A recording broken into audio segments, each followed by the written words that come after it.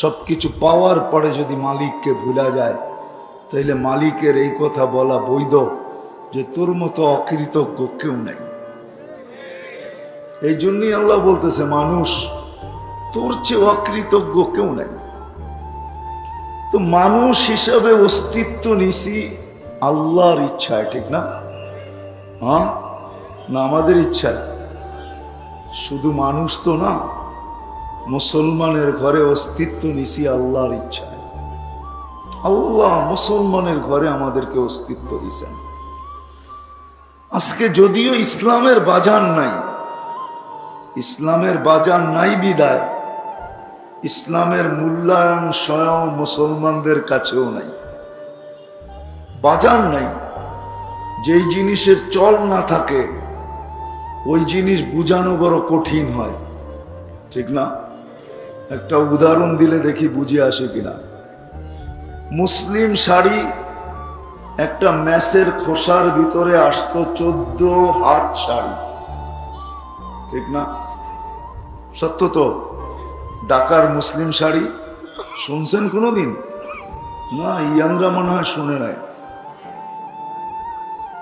ঢাকার মুসলিম শাড়ি 14 হাত শাড়িটা একটা ম্যাসের খোসার ভিতরে আসতো। কিন্তু এখন বোঝানো যায় না, কম্পিউটারের যুগ হওয়া সত্ত্বেও বোঝানো যায় না যে হাত দিয়ে কি করে এই শাড়ি তৈরি হইতো। কেননা প্রযুক্তি নাই, চল নাই, চল ওই কারিগর নাই, ওই চল নাই, ওই ফ্যাক্টরি নাই। এই জন্য এটা বোঝানো বড় মুশকিল। বিশ্বাস যদি না হয়, জাদুঘরে রাখা আছে, যে দেখাইছে। ঢাকার মুসলিম শাড়ি বাংলাদেশের জাদুঘরে রাখা আছে। তো ইসলামের গুরুত্ব তো আজকে মুসলমানদের কাছেই নাই, আছে নাকি? হ্যাঁ, যদি থাকতো, গুরুত্ব নাই বিদায় আমি বলতেছিলাম বাজার নাই, এই জন্য বুঝে আসে না। আল্লাহ সৎ ইচ্ছায় মুসলমানের ঘরে অস্তিত্ব দিয়েছেন। বুঝে আসবে ওই দিন, যেদিন সারা দুনিয়া চিৎকার দিবে। একটা দিন আসবে যেদিন সারা দুনিয়ার দোজখবাসী চিৎকার দিবে, লাউ কুন্না মুসলিমিন। কোরআনের একটা শব্দ বলছি আমি। একদিন আসবে যেদিন দোজখীরা নামদারি মুসলমানদেরকে ক্রিটিসাইজ করবে দোজখে, যে তোমরা দুনিয়াতে মুসলমান ছিলে,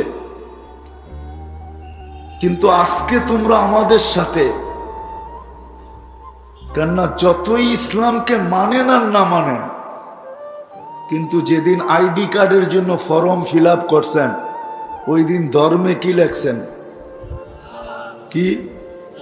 হ্যাঁ, ইসলাম লেখছেন তো, না লেখেন নাই? হ্যাঁ, যারা ইসলামকে বিলকুল কোনো কিচ্ছু মানে না, ওরও কিন্তু ধর্ম ওইখানে যে কলম থেমে গেছে যে আমি তো ইসলামের কিচ্ছু মানি না, ইসলামকে লাইকও করি না, ভালোবাসি না, বরং সারা দিন, আমি নাম বলবো না, সারা দিন আপনি নেটে সার্চ দিলে পাবেন। এখন সব কম্পিউটারে আছে তো,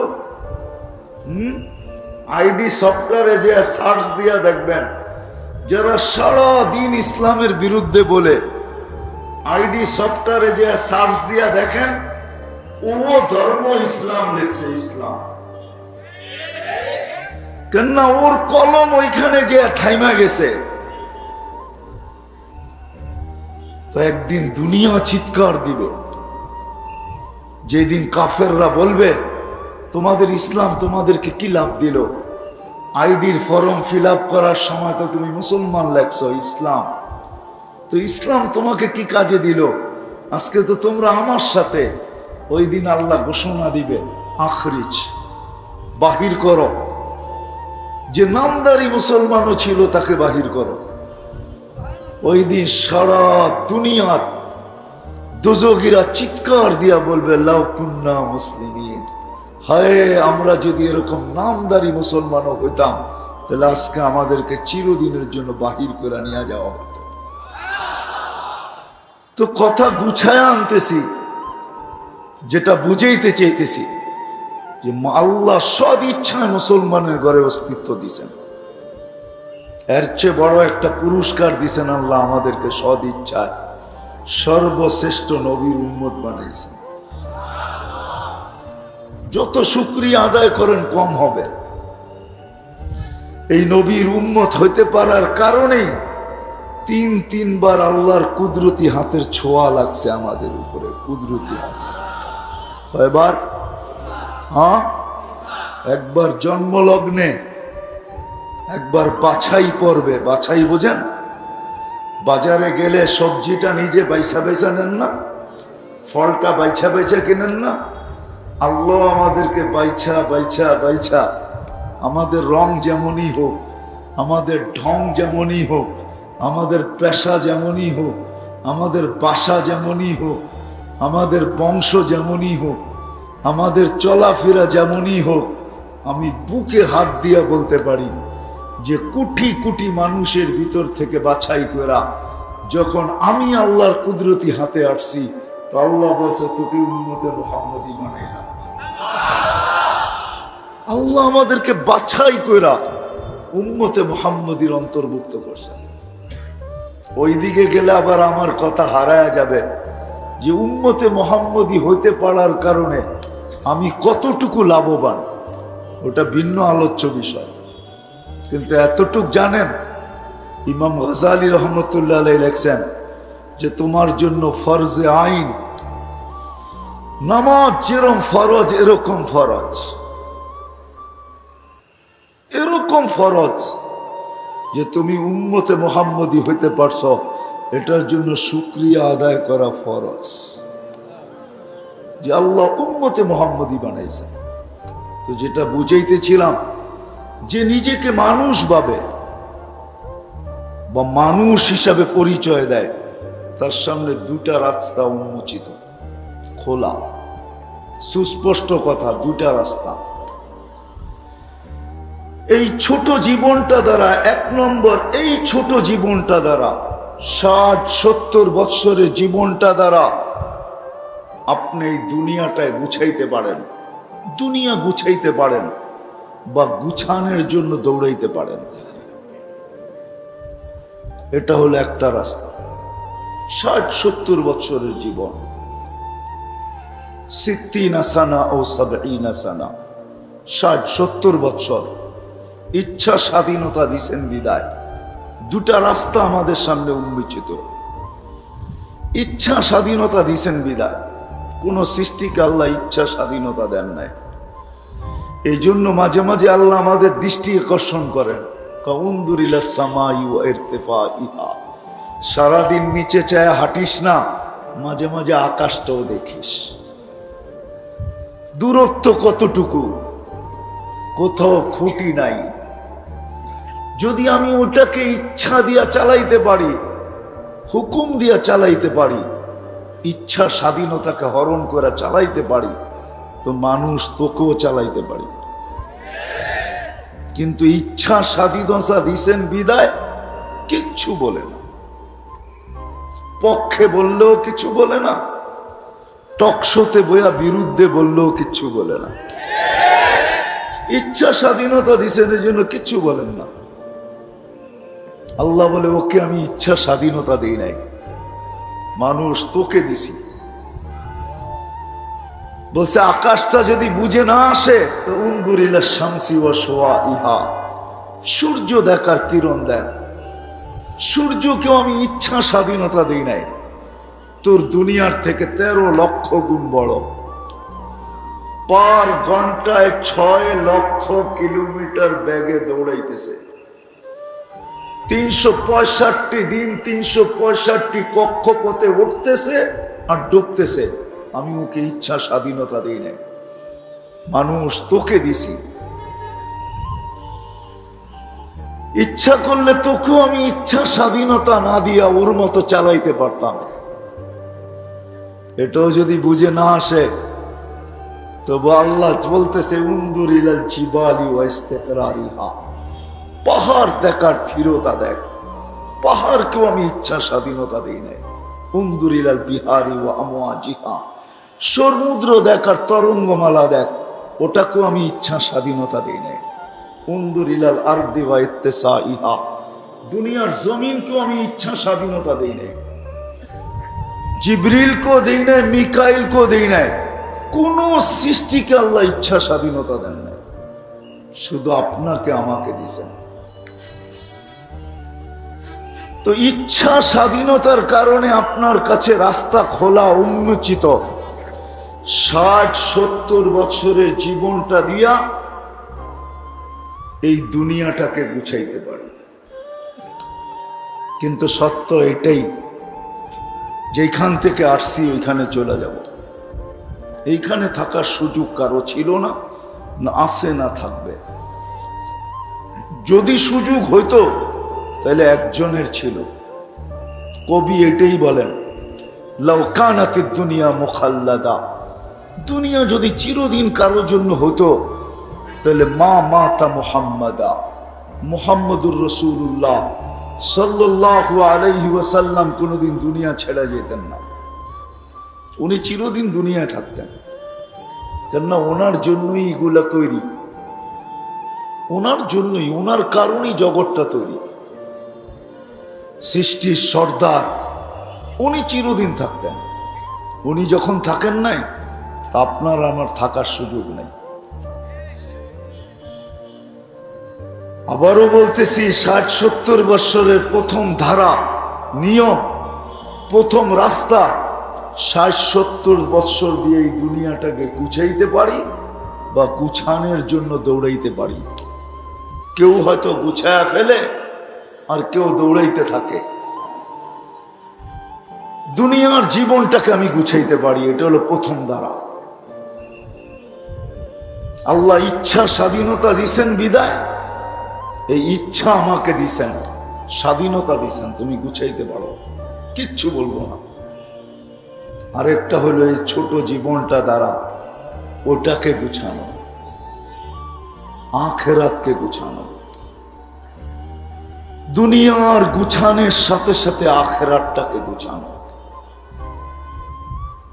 আখিরাতকে গুছানো, শুধু দুনিয়া গুছানো না। কারণ আবারও বলতেছি, চলে যেতে হবে আল্লাহর কাছে। অস্তিত্ব উনিই দিছেন এক ফোঁটা পানির থেকে। যা কিছু আজকে আছে উনারই দেওয়া আছে। নাইলে একটা বাচ্চা যখন মার পেটের থেকে জন্ম নেয়, মার পেটের থেকে যখন একটা বাচ্চা জন্ম নেয়, তখন সামনে রাইখা একটু ভাবেন যে সে কেমন নিশ্চয়। আমরাও এরকম নিশ্চয়ই ছিলাম মার পেটের থেকে যখন আসছি। সাজাইছে কে? হ্যাঁ, আল্লাহ সাজাইছেন। আস্তে আস্তে আল্লাহ সাজাইছেন আমাদেরকে। এই জন্যই তো মানুষ যখন সঠিক জিনিসকে ভুলা যায়, আল্লাহকে ভুলা যায়। মান আরাদা আন্নি নাদাইতুহু মিন কারিব, তা আল্লাহ কাছের থেকে এসে ডাকতে থাকে। আমা কুনতা মা আম্মাহিনা, তুই কি নিকৃষ্ট পানির ফোঁটা ছিলি না? ফামান জাআলাকা দামা, তোকে রক্তে রূপান্তরিত কে করলো? ওমান জাআলাকা মুদগা, তোকে রক্তপিণ্ড থেকে রূপান্তরিত করলো। ওমান জাআলাকা ইযামা, তোর কঙ্কালটা কে তৈরি করলো? ওমান কাসা আলাইহি লাহমা, এর উপরে গোশতের আর চামড়ার আবরণ কে চড়াইল? এটা আল্লাহর প্রশ্ন। আমা কুনতা সাগীরা, তুই কি একটুও ভাবিস না তুই কিরকম ছোট ছিলি? আল্লাহ আমাদেরকে প্রশ্ন করতেছেন, আমা কুনতা সাগীরা, তুই কি একটুও ভাবিস না কেমন ছোট ছিলি? আমা কুনতা দাঈফা, তুই কি একটুও ভাবিস না মার পেটের থেকে যখন আসছিলে তো কেমন দুর্বল ছিলে? আমা কুনতা জাহিলা, তুই কি একটুও ভাবিস না যে মার পেটের থেকে যখন আসছিলাম তো আমি কেমন অজ্ঞ ছিলাম? আজকে তো ডিগ্রি লিখতে লিখতে পৃষ্ঠা শেষ, ঠিক না? ডিগ্রি লিখতে লিখতে পৃষ্ঠা শেষ, উপাধি লিখতে লিখতে পৃষ্ঠা শেষ। শিক্ষাগত যোগ্যতা লিখতে লিখতে পৃষ্ঠা শেষ। মাঝে মাঝে দেখেন কিছু কিছু সাইনবোর্ড দেখেন তো দেখবেন যে লিখতে লিখতে লিখতে ইংরাজিতে লিখলে ইংরাজি সব অক্ষর শেষ, বাংলায় লিখলেও বাংলা সব অক্ষর শেষ। আল্লাহ বলে তুই তো অজ্ঞ ছিলি, আমা কুনতা মিসকিনা, তুই কি নিশ্চয় ছিলি না? আল্লাহ চিত্র তুলে ধরেন কেমন নিশ্চয় ছিলাম। আল্লাহ বলে ফালা লাকা সিন্নুন তাকতা, মার পেটের থেকে যখন আসছিলি তো তোর দাঁত ছিল না, তুই কাটবি। ওয়ালা লাকা লিসানুন তানতিক, জিহ্বা ছিল কিন্তু বাকশক্তি তো ছিল না। ওয়ালা লাকা উযুনুন তাসমা, কান ছিল কিন্তু শ্রবণ শক্তির কার্যকারিতা তো ছিল না। ওয়ালা লাকা আইনুন তানদুর, চক্ষু ছিল কিন্তু দৃষ্টি শক্তির কার্যকারিতা তো ছিল না। ওয়ালা লাকা কলবুন তাতাফাক্কার, দিল তো একটা ছোট ছিল কিন্তু চিন্তা কি জিনিস তুমি বুঝতে না। ওয়ালা লাকা ইয়াদুন তাফতিশ, হাত ছিল কিন্তু ধরার ক্ষমতা তো ছিল না। ওয়ালা লাকা রিজলুন তামশি, পাও ছিল কিন্তু চলার ক্ষমতা তো ছিল না। ফাকাত তাতাহাররা, তুমি একটু নড়াচড়া করতে পারতে, নড়াচড়া। হায় হায়, সত্য এটাই। এতদিন বুঝে আসতো না কিন্তু এখন বুঝে আসে। বিজ্ঞান আমাদেরকে অনেক কিছু বুঝিয়ে দিছে, আগে বুঝতাম না, এখন বিজ্ঞান বুঝিয়ে দিছে। মার পেটের থেকে যে বাচ্চা কান্না না নিয়ে আসে, কান্না, ওকে কাদাইতে গেলে এখন কয়েক বান্ডেল টাকা লাগে, কয়েক বান্ডেল। বিশ্বাস হয় না? না মনে হয়, বিশ্বাস হয় না মনে হয়। হয়? হ্যাঁ, না না হয় না, হয় না মনে হয় বিশ্বাস। জান না, এখানে কোন মেডিকেল আছে উত্তরা, যে জিজ্ঞাস করেন ফোন করে, আমার বাচ্চা কাঁদে না, মার পেটের থেকে কান্না নিয়ে আসে নাই, এখনই অ্যাম্বুলেন্স পাঠাবে, এখনই নিয়ে আসো জলদি। খালি অ্যাম্বুলেন্স পাঠাবে না, কানে কানে বলবে এতগুলা বান্ডেল লাগবে, এতগুলা বান্ডেল। কতগুলা? এতগুলা বান্ডেল লাগবে যদি কান্না ছাড়া মার পেটের থেকে আসে। 3 থেকে 3.5 লাখ, কম বললাম সস্তায়, 3 থেকে 3.5 লাখ টাকা লাগবে শুধু কাদাইতে, যদি কান্না না নিয়ে আসে। আল্লাহ বলে আমি তোকে কান্না দিয়া পাঠাইছি। সম্বল ছিল তোর শুধু কম্বল, আর সম্বল ছিল তোর শুধু কান্না, আর কিচ্ছু ছিল না। আল্লাহ বলে এরকম নিশ্চয় তোমাকে অস্তিত্ব দিছি, তারপরে আমি সাজাইছি। দিন গেছে আমি সাজাইতেছিলাম। হায় হায় হায়, আল্লাহ যে বলেন সত্য বলেন, মানুষ তোর মতো অকৃতজ্ঞ কেউ নাই। আব্দুল কাদের চিলানী রহমতুল্লাহ আলী একটু বেশি লাগছেন যে মানুষ তোর মতো অকৃতজ্ঞ না, তোর মতো নিমক হারাম কেউ নাই, তোর মতো নিমক হারাম কেউ নাই, অকৃতজ্ঞ কেউ নাই। যে আল্লাহ অস্তিত্ব দিয়ে সাজাইলেন, শুধু সাজান নাই, 24 ঘন্টা সুরক্ষিত করেন, লালন পালন করেন 24 ঘন্টা।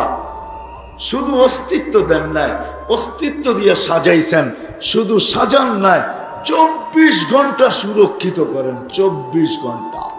আল্লাহ নিজেই বলছে লাউলা আযকুর, আমি যদি তোকে সুরক্ষিত না করি, লাত্তালাতিল আরদু ফি বাতনিহা, জমিন বহুত আগে তোমাকে পেটে নিয়ে নিবে। আজকে যদি প্রিয় পাত্রদের নামে আপনার প্রিয়জনের বিরুদ্ধে যদি কেউ বলে, তাহলে আপনার যদি পায়ের রক্ত মাথায় উঠতে পারে। আপনার প্রিয়জনের বিরুদ্ধে যদি কেউ বলে, আপনি যদি তার হাতে হ্যান্ডকাপ, পায়ে বেড়ি, জেল জরিমানা লাগাইতে পারেন, তাহলে জমিনও তো আল্লাহর প্রিয় না? প্রিয় না? হ্যাঁ, জমিন আল্লাহর নাফরমানি করে। আল্লাহ বলে আমি যদি তোকে সুরক্ষিত না করতাম, তাহলে জমিন বহুত আগে তোকে পেটে নিত। লাত্তালাতিল আরদু ফি বাতনিহা লাআদরাকাতিল বাহরু ফি কারিহা, সমুদ্র বহুত আগে তলদেশে নিয়ে নিত। লাহলাকাতিল মালাইকা, ফেরেশতা জাগারটা জায়গায় সাইজ করতো, জাগারটা জায়গায় 1 ইঞ্চি নড়তে দিত না। আমি চোখে দেখা বলতেছি, কোরআনে যত ধ্বংস স্তূপের কথা বলা আছে 2-1টা বাদ যাবে মনে হয়, বাকি সব আমার চোখে দেখা আছে। আল্লাহ আমাকে সব ঘুরায় ঘুরায় দেখাইছেন। এই জন্য বলতেছি জোর দিয়া, ফেরেশতা জাগারটা জায়গায় ধ্বংস করে দিত, কিন্তু আল্লাহর জন্য পারেন না। আল্লাহ বলে 24 ঘন্টা তোকে সুরক্ষিত করি।